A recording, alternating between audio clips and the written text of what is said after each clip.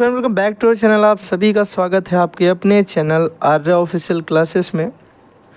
तो फाइनली अब हम लोग आज पढ़ेंगे चक्रवृद्धि ब्याज। इसके बाद आपका समुच्चय चैप्टर जो थोड़ा सा और ज़्यादा, ये दो चैप्टर थोड़े से अच्छे हैं। साधारण ब्याज में वैसे आपको मैंने मूलधन, ब्याज, मिश्र धन, मैक्सिमम चीज़ें आपको बता दी थी, तो परिभाषाओं को दोबारा से रिपीट करने की कोई ज़रूरत नहीं है। साथ ही साथ मैंने आपको साधारण ब्याज में ये भी बताया था कि मिश्र धन को ए बोलते हैं, मूलधन को प्रिंसिपल पी बोलते हैं, दर को आर रेट से डिनोट करेंगे। तो हम लोग यहाँ पे उनके सिंबल का ही प्रयोग करने वाले हैं। ठीक है भाई, हर बार सेम चीज़ें लिखने की ज़रूरत नहीं है। वहाँ पे हम सिंपल इंटरेस्ट लिखते थे, यहाँ पे हम कंपाउंड इंटरेस्ट लिखेंगे जो कि होता है चक्रवृद्धि ब्याज। तो ये सारी चीज़ों में आपको डेफिनेशन इसकी भी पता है, इसकी भी पता है, इसकी भी पता है, एसआई आपको पता है, सीआई आपको समझाना है। तो याद रखना कि जब मूलधन पर ब्याज को अगली अवधि के लिए मूलधन में जोड़ दिया जाता है और उस पर फिर से ब्याज प्राप्त किया जाता है तो हम उसे बोलते हैं चक्रवृद्धि ब्याज। कई लोगों की बात ही नहीं समझ में आई कि इस पे ये करके फिर से वो ब्याज ले, मतलब क्या हुआ। तो सिंपल से उनके लिए यहाँ पे एक ये डेफिनेशन इतनी सी होती है कि जब हम ब्याज पर ब्याज की गणना करते हैं तब हम चक्रवृद्धि ब्याज बोलते हैं। फॉर एग्जाम्पल, आपने अपने पर्सनल खर्चे के लिए लोन लिया। बड़े ध्यान से सुनना, बेसिक तरीके से चलते हैं। स्टार्टिंग में आपको पता है कि बहुत ज़्यादा जल्दबाजी हम लोगों को करने की ज़रूरत नहीं है, तो बेसिक चीज़ें ही भैया देखेंगे। आपको मैंने भाई क्या पढ़ाया, आपको मैंने जो समझाया, बड़े ध्यान से सुनना। मैंने आपसे कहा मेरे भाई कि हम लोग बेसिक चीज़ों में कैसे याद करेंगे, बेसिक चीज़ों से कैसे चीज़ों को समझेंगे कि आपने 100 रुपये का ब्याज उधार, किसी से पैसा उधार लिया, 100 रुपये आपने किसी से उधार लिया। अब ये 100 रुपये क्या है, आप बोलोगे भैया ये 100 रुपये जो हम किसी से उधार लेते हैं या किसी को उधार देते हैं इसको हम मूलधन यानी प्रिंसिपल कहते हैं। एक बात आई समझ में। फिर तुमने कहा भैया अगर हमें इस पे 10% प्रतिवर्ष के हिसाब से दर से ब्याज मिलेगा तो ये आर यानी रेट, दर हो गई।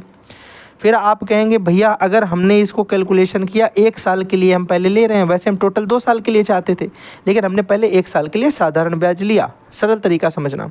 तो आपने बोला भैया टी बराबर हो गया एक मतलब 1 साल, ठीक है, 1 वर्ष, यहाँ पे वर्ष लिख दो। अब आप बोलोगे भैया सिंपल सा कॉन्सेप्ट है, हमने क्या पढ़ा है, हमने पढ़ा है कि अगर हम इसका एसआई निकालें तो वो हो जाएगा PRT अपॉन 100, जो कि अगर सॉल्यूशन करोगे तो यहाँ पे भैया 100 × 10 × 1 अपॉन में 100 से 100 कट गया तो ये आ गया भैया एसआई बराबर 10 रुपये। यानी हमें 1 साल बाद जो मिश्र धन मिलेगा, 1 साल बाद जो मिश्र धन मिलेगा यानी जो ए मिलेगा वो हो जाएगा 100 ये और प्लस 10 ये ब्याज वाले 110 रुपये। ये बात तक आपको मैंने कल जब सिंपल इंटरेस्ट पढ़ाया तो उसमें सब कुछ डिटेल्ड से समझाया है। यहाँ तक की बात समझ में आई। लेकिन अगर आप पैसा 2 साल के लिए ले रहे हो, ध्यान से सुनना, और हम 2 साल के लिए पैसा ले रहे हैं चक्रवृद्धि ब्याज पे। 2 साल के लिए पैसा किस पे लिया है, चक्रवृद्धि ब्याज पे। हमने ये पैसा 2 साल पे साधारण ब्याज पे अगर लिया होता तो हम टी बराबर यहाँ 2 लिख देते, यहाँ 2 कर देते, यहाँ पे 20 हो जाता और 120 उत्तर आ जाता। ये बात बिल्कुल सिंपल सी थी जो हम लोगों ने कल आराम से की भी है। कई सारे क्वेश्चन हम लोगों ने किए थे इस पे, 2 साल, 3 साल, 4 साल, छमाही, तिमाही, सब कुछ किया था लगभग। लेकिन अब अगर हमसे उसने कहा कि हम 2 साल के लिए चक्रवृद्धि ब्याज लेते हैं, कौन सा ब्याज लेते हैं, चक्रवृद्धि। तो चक्रवृद्धि ब्याज में क्या कॉन्सेप्ट होता है कि पहले वाले साल का जो मूलधन था और पहले वाले साल में जो ब्याज मिला, इनको जोड़ने पे जो पहले साल के बाद हमें मिश्र धन मिलेगा इसी पर अगले साल ब्याज लगेगा। यानी ये जो 110 रुपया आया है ये अगले साल के लिए हमारा पी हो जाएगा। अब अगले साल पी 110 हो जाएगा। अगर हमने 2 साल के लिए लिया था तो पहले साल में तो सेम प्रोसेस जैसे कि एसआई में होता है वैसे ही सीआई में होता है। दूसरे साल के लिए दिक्कतें उत्पन्न होती हैं। दूसरे साल में कैसे निकलेगा, बोलोगे भैया 110 रुपये को अगले साल का प्रिंसिपल मान लेंगे, रेट बराबर वही 10% रहेगा, टाइम फिर से 1 साल का रहेगा और फिर से जब हम इसे सॉल्व करेंगे PRT अपॉन 100 की तरह तो बोलोगे इस बार भैया ये 110 × 10 × 1/100, 2 जीरो से 2 जीरो कट गए, 11 एकम 11। यानी अगले साल हमको 11 रुपये मिलेगा और 110 ये वाला और 11 ये वाला मिलके टोटल 121 रुपये हमें 2 साल के बाद मिलने वाला है। यहाँ तक बात समझ में आई। पहले साल हमने 100 रुपये उधार लिया, उसको पूरा सॉल्व किया, 1 साल बाद 110 हो जाना चाहिए था। अगले साल इसी 110 रुपये पे फिर से ब्याज लगेगा और 110 के हिसाब से अगले साल 11 रुपये मिलेगा। 110 ये, 11 ये, टोटल 121। भाई मेरे हाँ या ना जल्दी से बता दो। एकदम बात समझ में आ गई। 121 रुपये मेरा कंपाउंड इंटरेस्ट आ गया, चक्रवृद्धि ब्याज आ गया। लेकिन भैया क्या हर बार हम यही SI वाला यूज़ करेंगे मेथड? बिल्कुल नहीं। इसके लिए डायरेक्ट मैं आपको कॉन्सेप्ट बताऊंगा, डायरेक्ट इसका फार्मूला होता है, लेकिन उसके लिए आपको चीज़ें समझानी थी कि किस तरीके से वर्क करती हैं, वो मैंने आपको समझा दिया। अब देखो, हमें पता होना चाहिए अगर हम चक्रवृद्धि ब्याज के लिए सॉल्व करते हैं या गणना करते हैं तो A बराबर क्या होता है, P ब्रैकेट में 1 + R/100 की घात n। एक बार हाँ या ना जल्दी से बोलेंगे, ये वाली बात समझ में आ गई। दूसरे नंबर पे मेरे भाई ज़रा देखना, अगर हमसे पूछा जाए भैया बताओ ज़रा CI क्या होगा, हमने कहा तुमने कल भी पढ़ा था कि चाहे SI बोलो चाहे CI बोलो, जो इंटरेस्ट होता है, इंटरेस्ट का पैसा एक्चुअल में होता क्या है। हमने 100 रुपये उधार लिए, 1 साल बाद हमको 110 मिला, तो जो 100 उधार लिए थे वो तो P है, जो 100 उधार लिए वो तो P है। जो हमने 1 साल बाद हमें वापस मिला वो क्या हो गया, वो तो A हो गया। और ब्याज क्या होता है, लिए थे 100 मिले 110, तो ब्याज कितना है 10 रुपये। ये 10 रुपये कैसे बचेगा, जब A में से P को घटा दिया जाएगा। तो हम लिख सकते हैं कि CI बराबर A - P। रटना कुछ भी नहीं है, याद ही करना है, ठीक है। अब सुनना बड़े ध्यान से, इन्हें समझना है तब याद करना, समझ के इनको याद रखना, ठीक है। ऐसा नहीं कि इसको रट लिया कि CI बराबर A - P, रटना नहीं है, ठीक है ना भाई। अब सुनना बड़े ध्यान से, एक बिल्कुल सिंपल सा और कॉन्सेप्ट समझते हैं। इस वाली सिचुएशन में भैया चीज़ें बताओ, A मिश्र धन है आपको पता है, P मूलधन है आपको पता है, R दर है आपको पता है। दिक्कत देगा यहाँ पे ये N क्या है, N होता है भैया समय। तो जितने साल के लिए बोलेंगे उतनी ही ऊपर घात लगा देंगे। अब इसी में हम वैल्यू को रखेंगे और आंसर अपना निकालेंगे। इस बात को हमें बढ़िया तरीके से दिमाग में एकदम सेव रखना है, याद रखना है बेहतरीन तरीके से। बात समझ में आ रही, हाँ या ना जल्दी से बोलेंगे एक बार। लेकिन अगले नंबर पे कॉन्सेप्ट मेरे भाई इसी का और समझते हैं कि अगर हमसे यहाँ बोला गया कि भैया CI बराबर A - P और आपके दिमाग में तुरंत A देखकर ये आया कि A बराबर, तो भैया हम लिख सकते हैं P ब्रैकेट में 1 + R/100 की पावर n। तो बोलोगे इस A की जगह भैया हम लिख सकते हैं P ब्रैकेट में 1 + R/100 की पावर n, और माइनस भैया क्या लिखा हुआ है, माइनस में ये वाला P लिखा है, इसको ऐसे लिख दो। तो क्या CI बराबर डायरेक्ट एक ये भी फॉर्मूला हो गया, बोलोगे बिल्कुल सही बात है, ये भी डायरेक्ट CI बराबर लिख सकते हो। फिर भैया अगर हम इसको थोड़ा सा और अपडेट कर दें तो हम क्या लिख सकते हैं, CI बराबर, यहाँ से भी P कॉमन मिलेगा, यहाँ से भी P कॉमन मिलेगा, तो P तो बाहर कॉमन हो जाएगा। अंदर देखो, यहाँ से अगर P कॉमन हुआ तो बचा कितना, अंदर बचा भैया 1 + R/100 की पावर n, और माइनस यहाँ से P बन जा, P कॉमन हो गया तो बचा 1। और मेरे भाई यहाँ से एक फार्मूला ये भी बनके तैयार हुआ जो हमारा मेन फार्मूला है डायरेक्ट CI निकालने के लिए। तो क्या ये बात समझ में आई, क्या ये बात समझ में आई, क्या ये बात समझ में आई, और क्या ये बात समझ में आई, सारी बातें समझ में आ गई। आपको इतनी ही चीज़ें कंपाउंड इंटरेस्ट में याद रखनी है। पहला, अगर हमें डायरेक्ट मिश्र धन पूछा जाए कि कितना पैसा हमको 2 साल बाद मिलेगा, तो हम डायरेक्ट ये फार्मूला लगाएंगे। अगर हमसे पूछा जाए कि 2 साल बाद बताओ हमको चक्रवृद्धि ब्याज कितना मिलेगा, दोनों में अंतर है।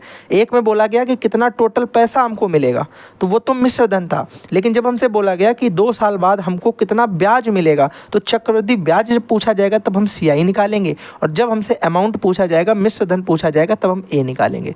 आई थिंक आपको बात क्लियर है, ठीक है। अब मैंने आपको जो पहले वाला क्वेश्चन बताया, जो मैंने आपको एकदम बेसिक तरीके से बताया कि अगर आपको चक्रवृद्धि ब्याज निकालना डायरेक्ट नहीं आता है तो आप 2 बार 2 साल के लिए, एक बार पहले सिंपल इंटरेस्ट और फिर अगले बार भी सिंपल इंटरेस्ट की तरह करके टोटल निकाल सकते हो 121 रुपये। लेकिन ये वाला प्रोसेस कब करना है, जब हमको CI नहीं पता है निकालना, जब हमको कंपाउंड इंटरेस्ट से अमाउंट निकालना नहीं आता है। लेकिन हमें तो आता है, क्योंकि हमने तो भैया डायरेक्ट एक फार्मूला भी ये देख लिया ना कि हम डायरेक्ट ये भी तो लिख सकते हैं कि A बराबर P ब्रैकेट में 1 + R/100 की पावर n। अभी तो बताया आपने, ये भी लिखा जा सकता है। तो हमने कहा अगर तुम ये समझ गए हो तो फिर इस वाले को करके दिखाओ। तुमने कहा देखो भैया सवाल में हमको P बराबर कितना दे रखा था, एक बार सवाल देखना पड़ेगा। P बराबर भैया हमको दिया था 100, R बराबर 10, T बराबर हमको 2 साल के लिए निकालना था। तो पहले हमने 1 साल निकाला था, फिर हमने 1 साल निकाला था। और ये हमने 2 बार अलग अलग क्यों निकाला, क्योंकि ये हमने निकाला था साधारण ब्याज की सहायता से, साधारण ब्याज की सहायता से। तो जब हम साधारण ब्याज की सहायता से फाइंड करते हैं तो ये वाला तरीका होता है। 3 साल के लिए बोला जाता तो यहाँ 11 निकला था, इस 11 को इसमें जोड़ा 121 हो गया। अगले साल 121 को हम P बना लेंगे, R हमारा वही 10 रहेगा, T हमारा फिर से 1 हो जाएगा, और फिर से PRT निकालेंगे और फिर से आखिरी में जोड़ेंगे। जैसे अभी किया वैसे एक स्टेप और, 4 साल के लिए हो फिर 5 साल के लिए हो फिर से करेंगे। तो ये हर बार निकाल के लास्ट में जो आएगा वो आंसर होगा। लेकिन अगर हमें डायरेक्ट कॉन्सेप्ट पता है तो भैया हम डायरेक्ट यहाँ से भी तो निकाल सकते हैं, हाँ या ना, कि भैया P बराबर हमको 100 दे रखा है, R बराबर हमको 10 दे रखा है, T बराबर हमको 2 साल के लिए पूछा था और आंसर हमारा आया था कितना, जरा बता दो भाई, 121। तो ये हमने इसलिए लिख लिया क्योंकि बाद में हम मैच कर लें।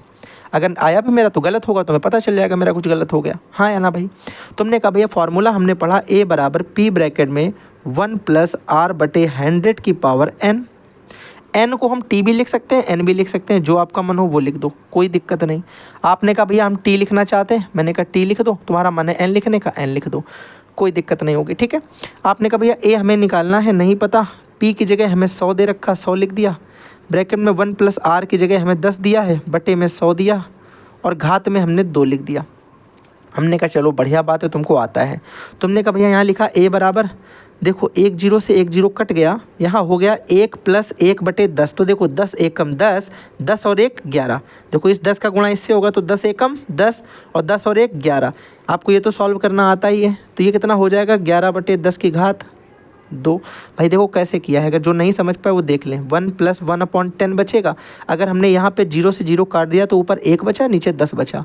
अगर हम इसके बटे में 1 लगाएंगे, नीचे एलसीएम 10 हो जाएगा, 1 दहामन 10 तो ये हो जाएगा 10 और 10 एकम 10 तो ये हो जाएगा 1 और ऊपर हो गया 11, नीचे हो गया 10, ये आ गया 11/10। बात आ गई समझ में कैसे आया। तो इस बात को भी आपको याद रखना है, मैंने समझा दिया, वैसे करने की ज़रूरत इसको नहीं है। अब यहाँ से देखना, आपने कहा भैया a बराबर कितना हो गया, ये तो 100, ऊपर हमने कहा 11/10 2 बार है पावर, तो 2 बार इसे लिख देंगे, क्योंकि हमने घातांक वाले चैप्टर में ये चीज़ सीखी भी है कि अगर किसी की घात जितनी लगी होती है उसको उतने बार ही गुणे में लिखा जा सकता है। 1 0 2 0 से 2 0 भैया ख़त्म हो गए। a बराबर कितना आ गया 11 × 11 और 11 × 11 भैया कितना होता है 121, यानी 11 का स्क्वायर 1 to 1, ये हमारा आंसर आ गया। और यही हमारा आंसर उससे भी आया था, यही आंसर डायरेक्ट भी निकाल दिया। तो ये सरल तरीका है, इसमें हमें एक बार में ही आंसर निकालना होता है, 2 बार प्रोसेस करने की ज़रूरत नहीं है।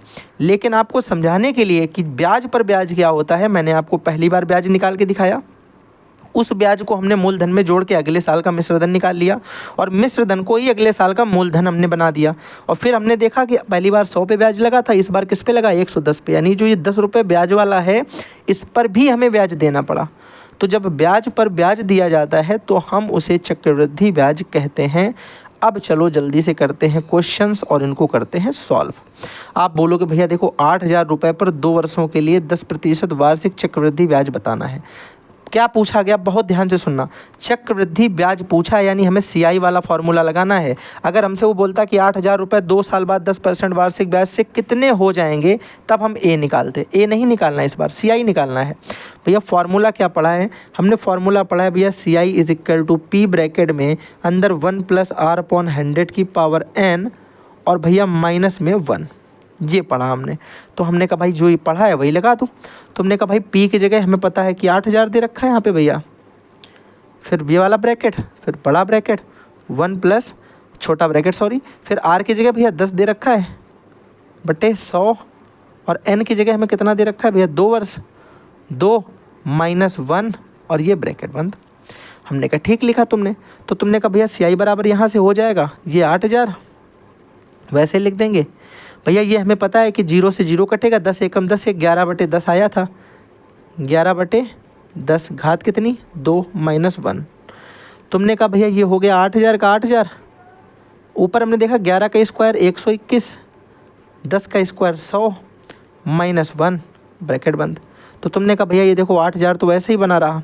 अब यहाँ तुमने देखा भैया देखो 100 एकम 100, ये 100 बन जा, 100 हो गया। अब 121 से अगर 100 माइनस किया तो ऊपर बचा होगा ब्रैकेट में 21 केवल और नीचे बचा होगा 100। अगर हम इसका एलसीएम लेके इसे सॉल्व करें, आप बोलोगे भैया देखो इस 1 का गुणा इस 100 से कराओगे तो 100 एकम 100 हो जाएगा, 121 में से 100 चला जाएगा तो 21 बचेगा और नीचे ये 100 था तो बेस में 100 बचेगा। फिर हमने कहा भैया देखो यहाँ 1 0 2 0 से 2 0 ये ख़त्म हो गए, 80 × 21 करोगे आंसर आ जाएगा। तो CI बराबर आ गया 80 × 21। तो भैया गुणा करा दो, आप बोलोगे 1 0 लगाया 0 लगा दो, फिर देखो 8 एकम 8 और 8 दूनी 16, 1680 रुपये आपका इस सवाल का एकदम राइट आंसर हो जाएगा। आई होप आपको ये बात एकदम क्लियर बेहतरीन तरीके से समझ में आ गई होगी। जल्दी से बताओ अगर समझ में आ गई, हाँ या ना। सिर्फ हाँ या ना में आंसर देना है बस, इससे ज़्यादा आंसर नहीं देना है किसी को। बेहतरीन बात एकदम समझ में आ गई। आंसर कितना आएगा भैया? आंसर आ जाएगा 1680 रुपये। वैल्यू रखनी है बस उठा करके, कोई ज़्यादा डीप चीज़ें उसमें नहीं करनी है। नेक्स्ट वन जल्दी से। आपसे बोला यदि एक राशि 5000 रुपये थी तो ये P हो गया, और बोला कि 2 वर्षों के लिए T या N बराबर हमको 2 दे रखा है, इतने रुपए बन जाती है, A दे रखा है, इतने रुपए हो गए 2 साल बाद। तो ये जो हो जाते हैं 2 साल बाद ये A होता है, इतने हमने लिए थे उधार तो P होता है। ये हमारा 2 साल के लिए था तो ये 2 हो गया। वार्षिक ब्याज की दर बतानी है, यानी R बराबर हमें पता करना है। सरल सी बात है भैया, हमें A बराबर P ब्रैकेट में 1 + R/100 की पावर N में ये भी पता है, ये भी पता है, ये भी पता है, सिर्फ ये निकालना है। सरल बात है, सबको जो पता है वो रख दो, जो नहीं पता वो निकल आएगा। अब देखना ज़रा, आपने कहा भैया A की जगह कितना दिया है? 6050 बटे। अब बटे ना करो वरना तुम समझ नहीं पाओगे, डायरेक्ट मैंने स्टेप किया तो मैं तुम्हें बराबर पहले करके दिखाता हूँ। फिर मैंने कहा P की जगह कितना लिखा है? 5000 ब्रैकेट 1 + R की जगह R बटे 100 और N की जगह 2। यहाँ तक बात सबको समझ में आई? हाँ या ना जल्दी से बोलेंगे, बोलोगे आ गई भैया।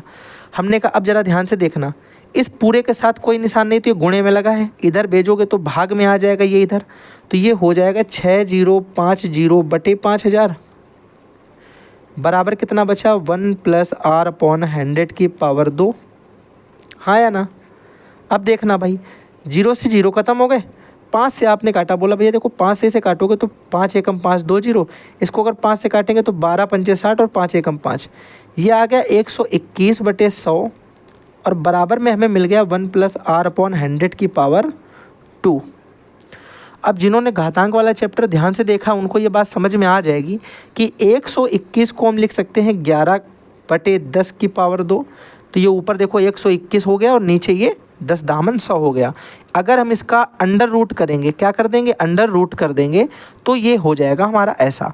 अब देखो इसके 2 तरीके हैं, या तो आपने जब पक्षांतर मैंने आपको पढ़ाया है सेकंड सेमेस्टर में तब आपको मैंने बताया कि इधर पावर 2 है, अगर पावर 2 को इधर भेजा जाएगा तो ये अंडर रूट हो जाएगा। एक तो ये तरीका है, पर आप सपोज करो ये नहीं करना चाहते हो, आप चाहते हो कि थर्ड सेमेस्टर में ही जो पढ़ाया है उसी से बताओ।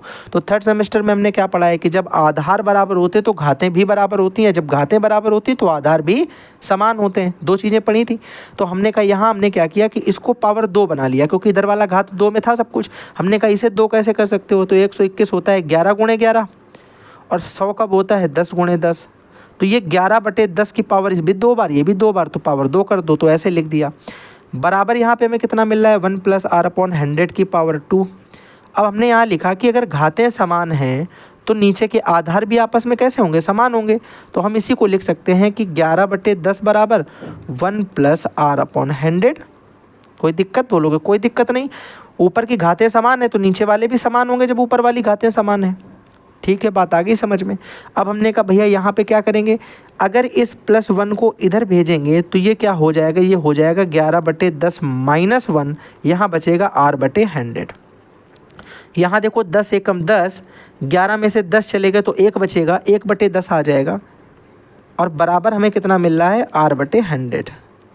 अगर हम यहाँ से कैंची गुणा करा दें तो आप बोलोगे ये हो जाएगा 10R बराबर 100 एकम 100, 100 एकम 100 बराबर 10 × R। अब 10 से भैया अगर 10 को इधर से इधर भेज देंगे तो इधर इनटू में है, इधर आ जाएगा डिवाइड में। तो यहाँ से भैया ये क्या होगा? 10 गायब हो जाएगा और इधर क्या आ जाएगा? डिवाइड में आ जाएगा।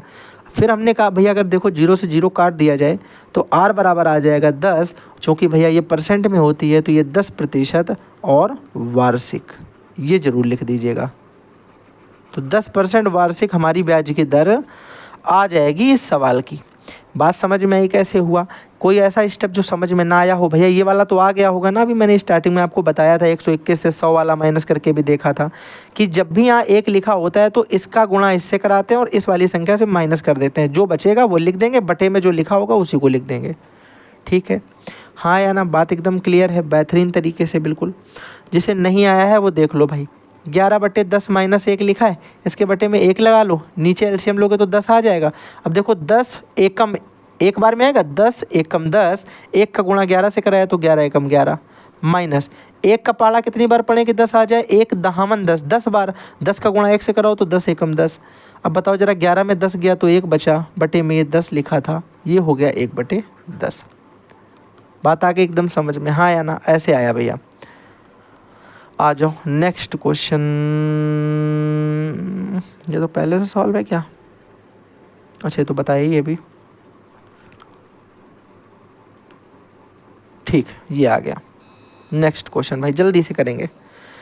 आपसे बोला है कि किसी राशि पर 2 वर्षों का चक्रवृद्धि ब्याज 252 रुपये है, साधारण ब्याज 240 रुपये है, ब्याज की दर बताओ। आपको पता है कि साधारण ब्याज जो होता है, बड़े ध्यान से सुनना ये सवाल, साधारण ब्याज जो है वो प्रत्येक वर्ष समान मिलता है, प्रत्येक वर्ष समान मिलता है। तो अगर 2 साल में हमें साधारण ब्याज 240 रुपये मिला तो भैया 1 साल में कितना मिला होगा? 120 रुपये। जल्दी से बोलो, 1 साल में 120 रुपये मिला होगा कि नहीं मिला होगा? और आपको अब याद होगा कि मैंने आपको शुरुआत में एक प्रश्न जो सॉल्व करके दिखाया था, इसमें मैंने इसीलिए समझाया था कि जब ये सवाल आएगा तब मैं आपको समझाऊंगा कि पहले साल का चाहे हम साधारण ब्याज निकालें चाहे हम चक्रवृद्धि ब्याज निकालें, दोनों 110 ही आएंगे। देख लो करके, ये साधारण ब्याज ही तो निकला था पहले साल का। बदलता कब है? बदलता है जब अगले साल हम इस वाले मिश्र धन को मूलधन बना देंगे, तब वो बदल जाएगा। पहले 10 था तो अब 11 हो गया।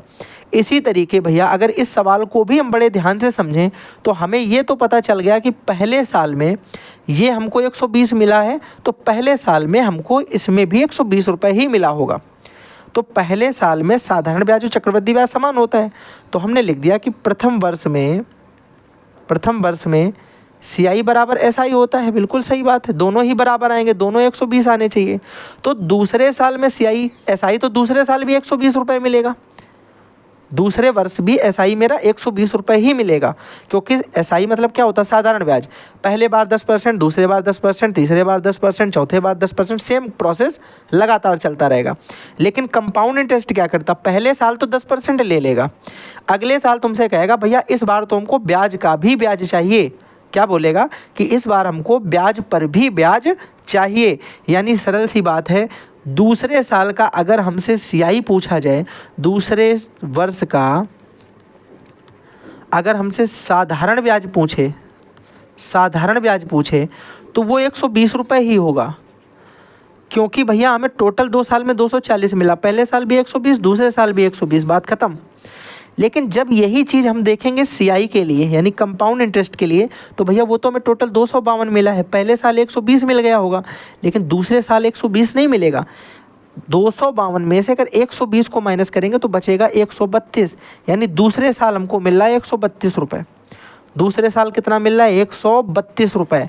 अब हमने कहा भैया जितना ज़्यादा मिल रहा है वही हमारा रेट निकल आएगा। हमने कहा अतिरिक्त ब्याज निकालना है। क्या निकालना है?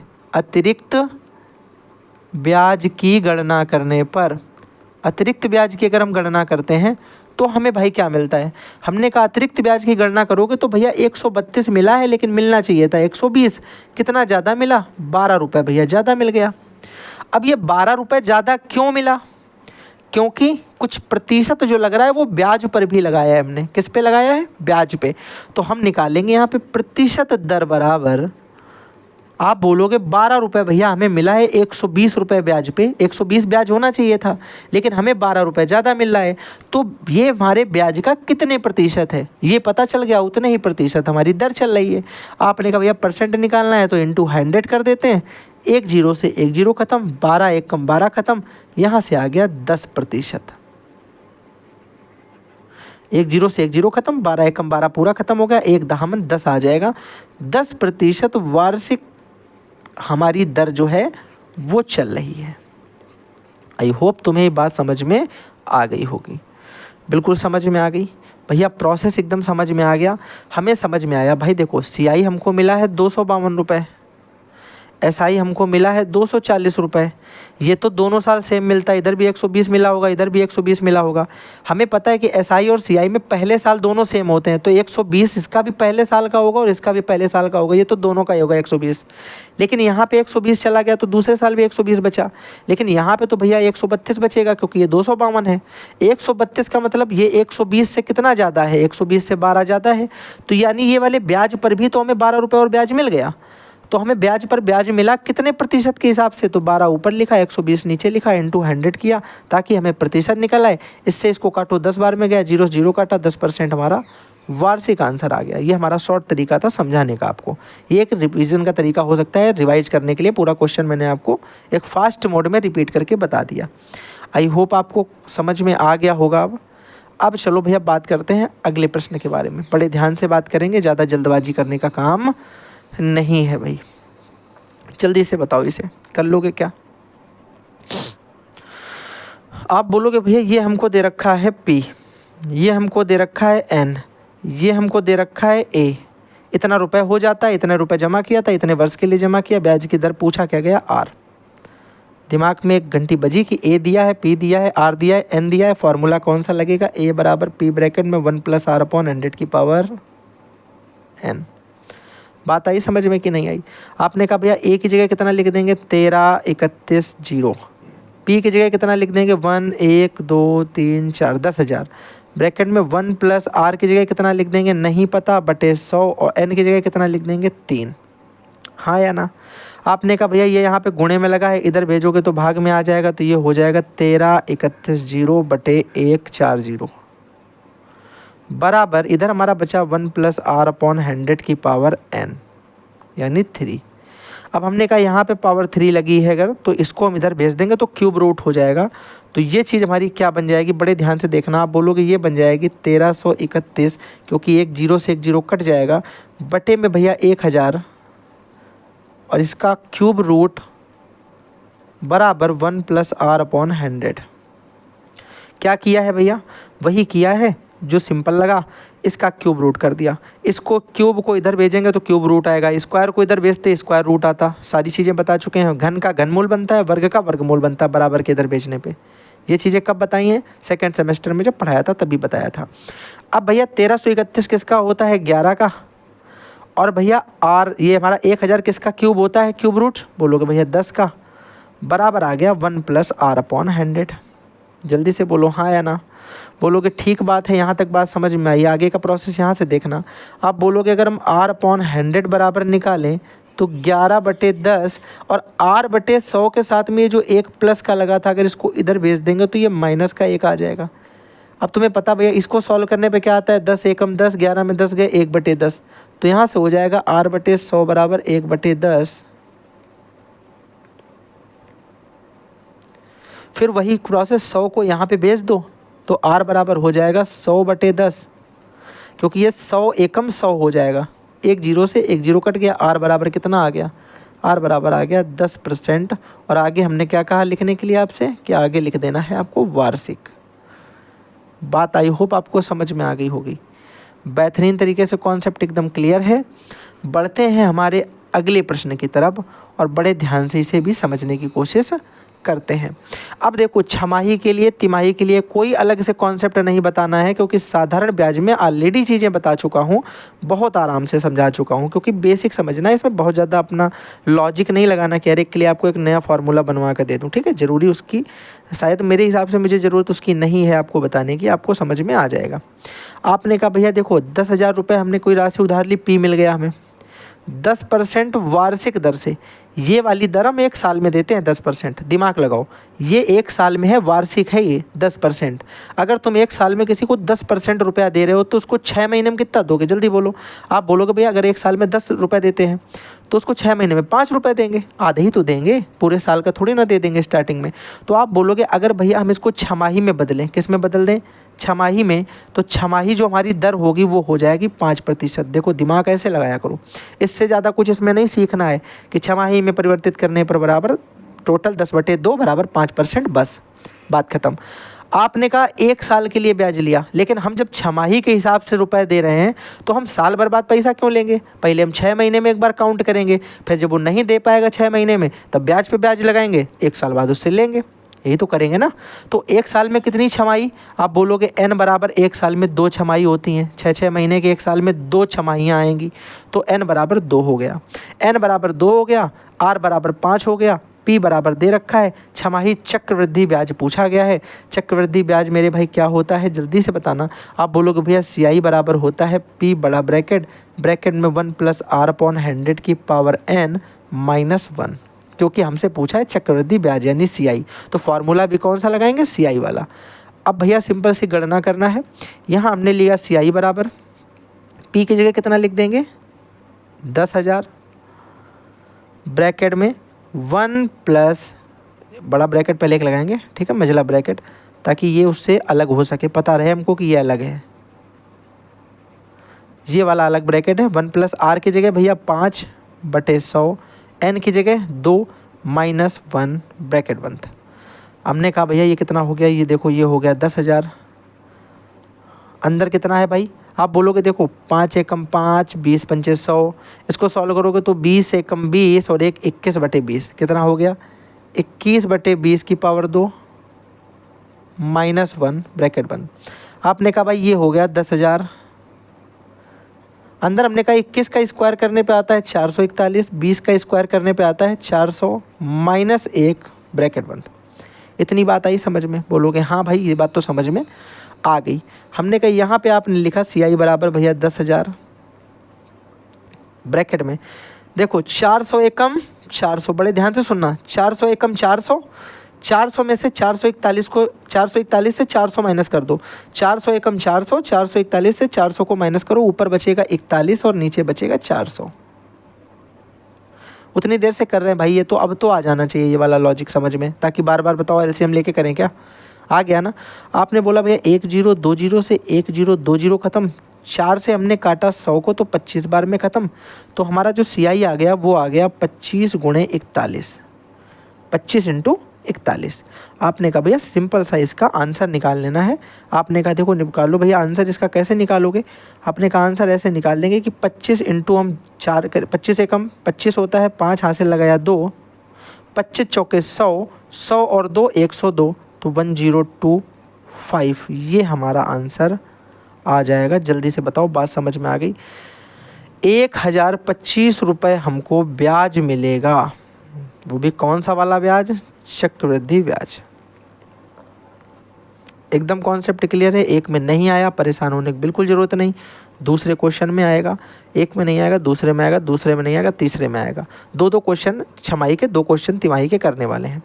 आपने कहा 5,000 रुपये की राशि है, हमें P पता चल गया। आपने कहा वार्षिक दर दे रखी है और छमाही में आंसर पूछा है, तो इसका मतलब इसको आधा कर देंगे तो 4% हो गया हमारा क्या? R कितना हो गया? 4%। भाई जब साल भर में 8% देंगे तो आधे साल में, छमाही तो आधा साल होता ना, 6 महीना, 6 महीना में हम कितना देंगे? 6 महीना में तो भैया सिंपल सी बात है 4 ही देंगे। फिर हमने कहा छमाही एक, बताओ 6 महीने में कितनी छमाही होती है? 6 महीने में 1 छमाही, 12 महीने में 2 छमाही, 18 महीने में 3 छमाही, 6 के पहाड़े में देखते रहो, 6 कम 6, 6 दूनी 12, 6 3 18, 6 चौको 24, 24 महीने में 4 छमाही, तो 1 बराबर हमारा n हो गया। क्या पूछा गया है? चक्रवृद्धि ब्याज पूछा गया है। सेम कॉन्सेप्ट है भैया, CI बराबर P ब्रैकेट में 1 + r/100 की पावर n - 1। आप बोलोगे भैया ये हो गया 5,000। अंदर हमने लिखा ब्रैकेट में 1 + r की जगह 4/100 और इसकी पावर n की जगह 1 - 1, क्योंकि n हमें 1 दे रखा है। भैया सिंपल से इसे सॉल्व करोगे तो ये हो जाएगा 5,000। अंदर कितना हो जाएगा? देखो 4 एकम 4, 25 चौके 100, 25 1/25 आ गया। अब हमने कही देखो कितना हो जाएगा? 25 एकम 25, 25 और 1 26, 25 एकम 25, 25 1 26, 26/25 आ गया और -1 बराबर। हमने कहा ये देखो 5,000 वैसे लिख दिया। अब बड़े ध्यान से यहाँ समझना भाई मेरे। आपने कहा 25 एकम 25, 26 में से 25 माइनस होगा तो ऊपर बचेगा कितना? 1 और नीचे बचेगा 25। 25 से हमने कहा इसको काटो तो 25 दूनी 50, 2 बार में 2 जीरो थे, 2 जीरो लिख दिए। तो हमारा आंसर यहाँ से कितना आ जाएगा, 200 रुपये। आई होप आपको यहाँ तक का कॉन्सेप्ट एकदम क्लियर हो गया होगा कि जब भी हमसे छमाही पूछा जाएगा दर को आधा कर देंगे, समय को 6 महीने के हिसाब से सेट में गिन लेंगे कि कितने 6 महीने के सेट उसमें बन रहे हैं, वो हमारा टाइम हो जाएगा। बात आ गई समझ में, हाँ या ना? अगला क्वेश्चन भाई जल्दी से करेंगे।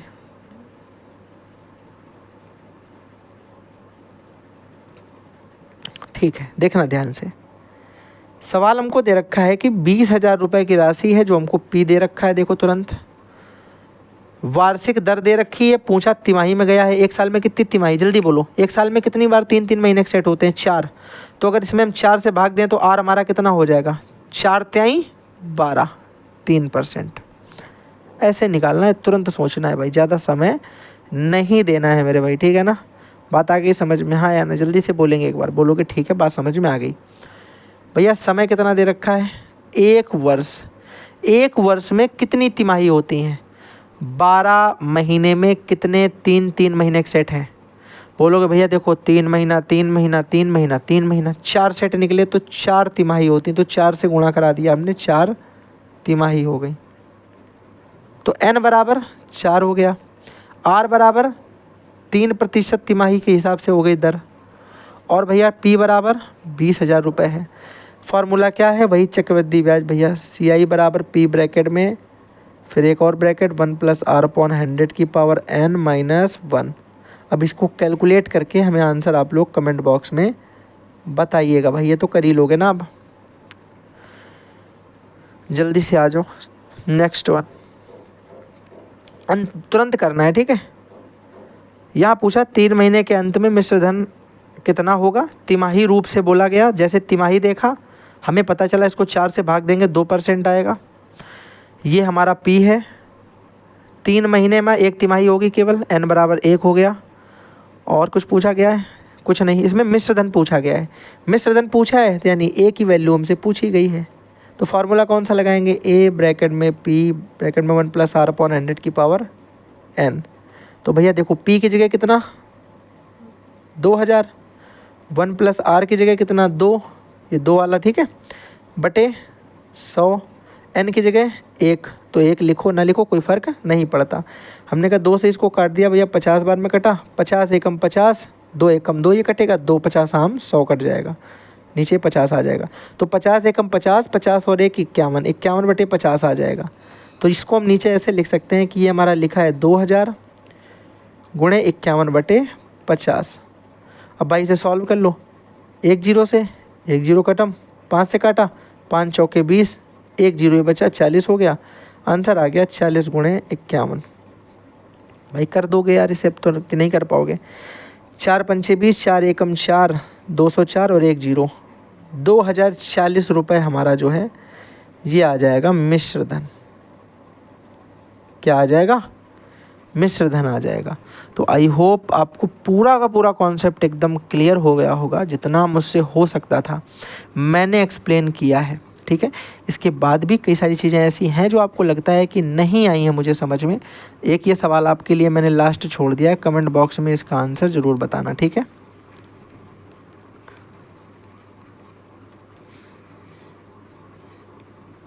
चलो भाई, नेक्स्ट नंबर पे हम लोग इसमें थोड़ा सा कॉन्सेप्ट अगर आपको क्लियर करना है तो एक बार लास्ट बार आपको जो रिवीजन जिसे बोला जा सकता है वो बता देता हूँ कि कैसे आपको करना है। बड़े ध्यान से सुनना।